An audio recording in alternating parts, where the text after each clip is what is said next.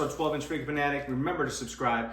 So today we're going to be opening up the Artisan edition of the DX, what is it? It is technically Dark Knight Trilogy, the Joker, the DX33AE from Hot Toys. So one of the things that frustrates me the most about figure collecting is that a lot of manufacturers will release the same character at once. This happened countless times over the years, but the Joker, I think, is one of the most obvious examples of this. There's like a few different companies out there that release this, but the most frustrating part, I'd say, is that some will have like a better head sculpt, some will have a better outfit, some will have better accessories, and it's almost like you've got to buy all of them and then kit bash and then unload the rest of them on eBay as customs or missing pieces afterwards, and it's just kind of frustrating. But then again, some of you might say, I like having the option. I like that there's so much being flooded out in the market, and that there's that much interest in these figures that there's a demand for something like that to go on. Fine, but I think this will be the best one. We're going to do a side-by-side with a custom that I've had for a while, and see which one comes out on top. All right, so I got this on eBay, and I think it had been opened previously, although I'm not sure. I like how this opens up on the side like this, kind of like when you buy a set of books for kids, and it comes with this like hard outer shelf type thing. So it has sort of a foil embossed green throughout the box on the outside. On the back, it's sort of this metallic purple. Not too bad. So there looks like with the Hot Toys returning to the old, and then let's remember how Hot Toys got started. You go back and you get like Pirates of the Caribbean figure, the Indiana Jones figure, some of those older Hot Toys where they really exemplified the attention to detail, not only in the figure and the accessories, but also in the box. The box was part of the magic of receiving and opening these figures. And they steered away from that. And I guess they focused more on the figures, cost cutting. And then in-art came in. And it reminded us of how Hot Toys used to be. And Hot Toys became aware of that and realized, whoa, we've got this competitor that came out of nowhere and is producing better figures than us in some cases. So we've got to keep our edge. And so they seem to have gotten back into that. So here you have this foam backed insert on top. It's got a little description here. The Joker in The Dark Knight is remarkable performance that still gets recognition today as one of the best depictions of the character. He steals the show with his menacing presence as the agent of chaos, the unstoppable force to Batman's immovable object. Commemorating this iconic character, Hot Toys is bringing a more delicate and storytelling figure of the Joker to demonstrate our top-class crafting techniques. That's a fancy way of saying, yeah, we kind of half-assed it the first time, so here's what we're really capable of. So, all right, wow. Look at that presentation here. Two separate sections here, one containing the fully dressed, pre-dressed figure, and the other one containing the head sculpt and accessories. Yeah, lots going on here. Okay. Let's take this whole thing out. So we got the instructions here. Got to get at that head sculpt. You know me, I got to review the figure, the main figure itself first. Got to get that head on, but they're making this a project. So it comes in this like, looks like an airtight case.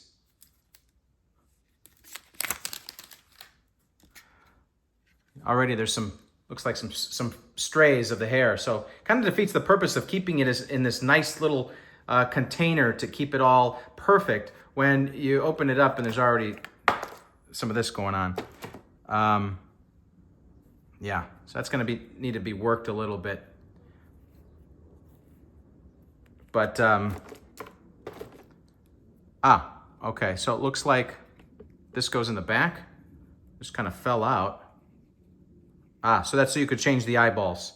There's a recessed area in there, and then kind of have to move the hair back to get at securing this thing, but it goes in like that. There we go. Okay. So the head sculpt is quite impressive, I will say. Yeah, no real complaints about it. I will say that if you look at this image here, it doesn't quite look the same, particularly when you look at the mouth and you see the scarring combined with the makeup here. You really don't get that level of detail. Let's zoom in here. Maybe the coloring is just a little bit off, a little too dark. And also, let's see. I gotta wonder what's going on here. So it looks like in the photo his tongue is sticking out, and in this one his teeth are exposed, right? So I don't know what's going on there. Maybe there's some kind of insert, and that's why that opening in the back is the way it is, because you maybe could switch out the mouthpieces as well. So hold off on that. But let's take this off and put it on.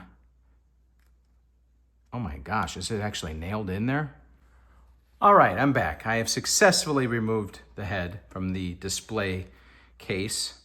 So it looks good on here. I'd say that the shoulder height, even given the layering of the clothes, is appropriate.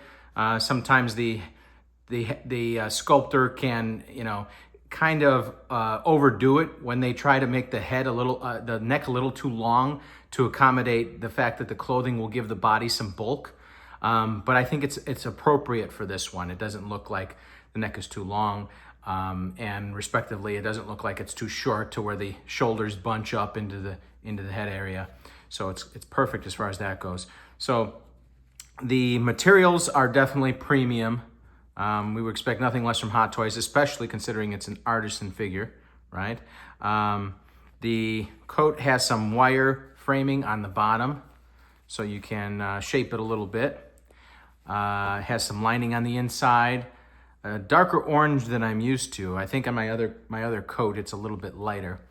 I don't know which one is more movie accurate. The blazer is very nicely detailed, thin, crisp cut.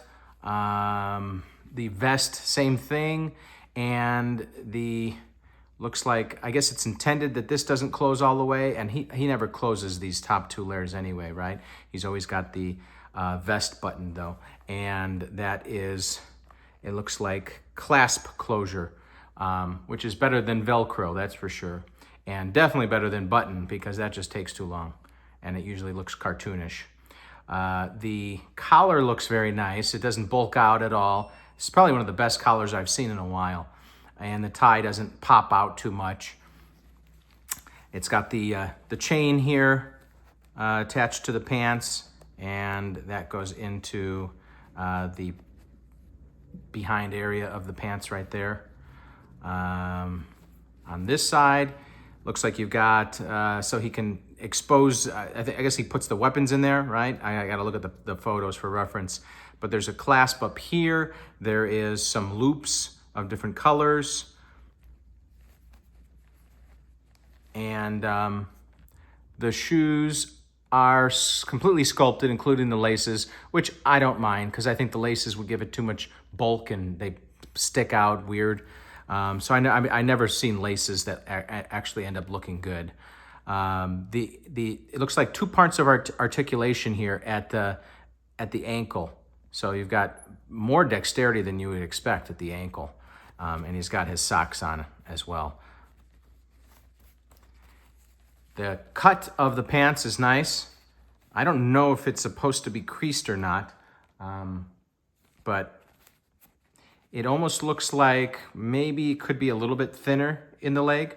Maybe not, but his legs do look slightly thick. And then I like how they did the weathering on the pants, on the top coat as well. So maybe they could have done, if they did the weathering on the bottoms here, maybe they could have, well, they did some on the edges of the sleeves and some even on top here. So very nice. Let's see what else we got here. So we got some tools to move things around behind the head sculpt, of course. And I've never seen a tool like this before. Have to get back to you on that one. Some extra pegs in case the other ones break off. Some bundles of cash, dollar bills. I would have preferred they had hundreds. And I prefer that the wrapping be a little bit better. It's just a single clear plastic, almost like Scotch tape. But maybe these are intended to kind of like be sprawled around laying because yeah, I think they're pretty loose. So I think you just like scatter them around.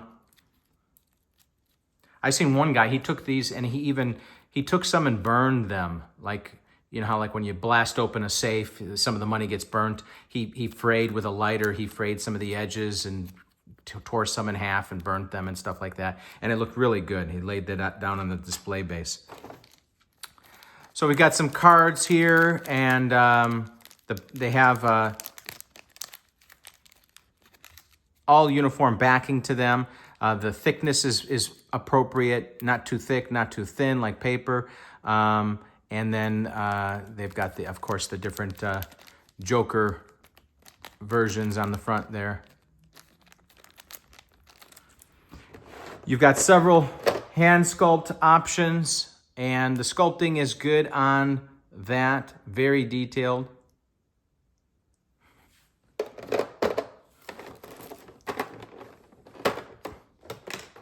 We have looks like the string of grenades that he has on the inside of his coat. I do remember that from photos. Looks like this could get tangled pretty easy. I'm not gonna mess with that. We've got a short shotgun with pump action.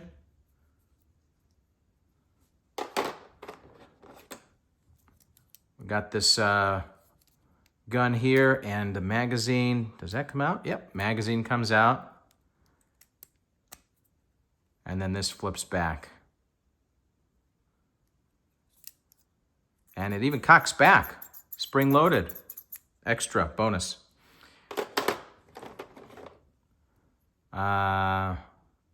I was correct. So this is the tongue insert. So you open up that back of the head that I showed you and insert the tongue, so you could have that instead of the teeth. I believe the tongue would be the most appropriate if you're having him posed with the grenades, because I think that's how he looked in the movie with them. And then you have a handgun with an extended mag, comes out, of course, and the slide does come back and it's spring loaded. What is this? Oh, bunch of safety pins, very tiny safety pins. And there's a few options there. And then you've got an assortment of knives.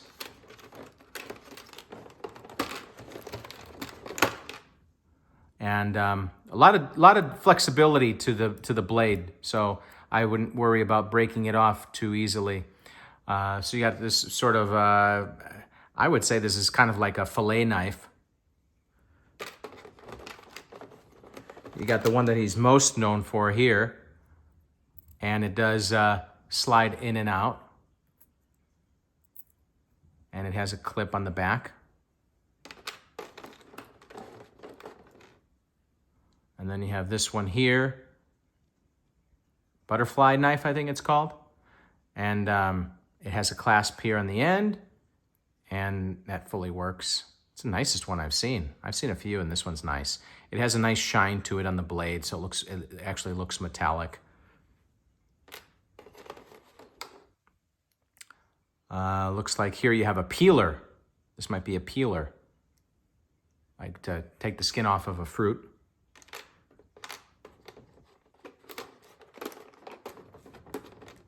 A number 2 pencil, and it's not labeled number 2, but it's got like a eraser on the end there with the metal wrapping, and then the lead on the end there.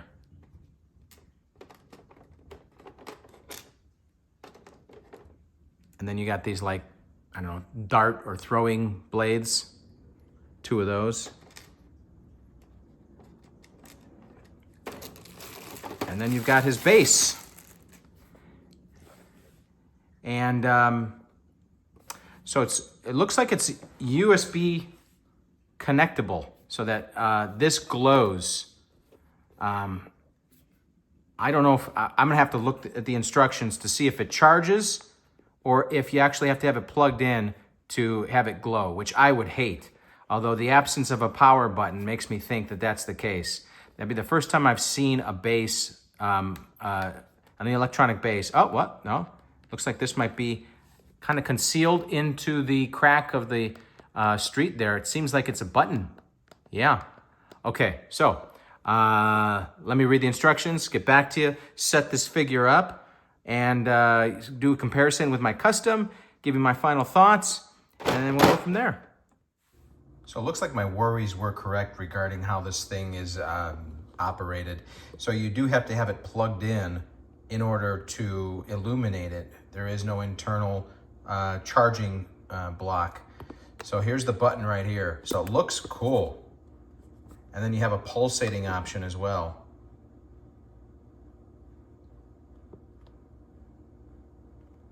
And then off. And it's, like I said, it's nicely concealed right here. But this is just a weird approach. I've never seen this before. It's either you have a USB charging, but then have an internal charging block, or just have a regular battery compartment like we've always seen. This idea that you have to have it plugged into an outlet or have an external battery pack, it's just kind of annoying. I hope this isn't the direction that Hot Toys is going, with the intention of like people just keeping battery packs on the shelves with the figures, because not only does it take up space, but it doesn't look very visually appealing. But that's the look for you right there. So let's get back to the rest of the review. All right, so here he is. I ended up doing the pose with the grenades. It was a little bit tedious to set up, and the grenades did get tangled up in the cord, but it does look great. I took out the teeth and I put the tongue in, moved the eyeballs a little bit, and the interesting way they did the display base, so you take these boulders out, and they're, under each boulder is a peg holder, so that remember that clear plastic piece that inserts into the foot and then into the base to give it some stability, in addition to the stand behind him. Now, what I would have preferred, and I think it being an Artisan figure, they could have gone all the way with this, is made the feet magnetic, and then made the base magnetic as well. But maybe there were some complications with that idea because of the LED work, which I can't use. I did find out that these aren't just to be held. These blades are actually inserts into the shoe, and they go in the bottom of the shoe. So I won't do that, but yeah, both blades go one in each shoe. So here is my custom, and really no comparison. I mean, I was long overdue for some improvement. It's got all the clothing pieces, but it's kind of a mess. The choice of materials, the fit, the head sculpt, even it's washed out, and it has this weird looking streak thing going on above the eyes. The hair is sculpted and not very good at that. So that one's going on eBay. But I like this figure. Now, I would have preferred a second head sculpt with this figure, especially with it being an Artisan figure. For instance, I bought this head sculpt a while back, and sorry. There we go. So this head sculpt is perfect for if some of you have the interrogation room display, having him sitting behind the desk with the light on, the desk lamp on, and this head sculpt with him laughing hysterically would be best for that one. Otherwise, I guess you could do it with him laughing with the grenades, but no, this cold stare, it looks a lot better. And it looks so alive. The head sculpt really is very well done. So scale of 1 to 10. I am not impressed with this new USB external power display base thing. I'm taking off a full 1.5 points for that. Other than that, there's a few odds and ends. Like I said, the fact that these are singles bothers me. I would prefer that they were larger denominations, or at least an option of denominations. But other than that, top notch. The figure itself, top notch. So I'll give it an 8.5. Thanks for tuning in, guys. See you next time.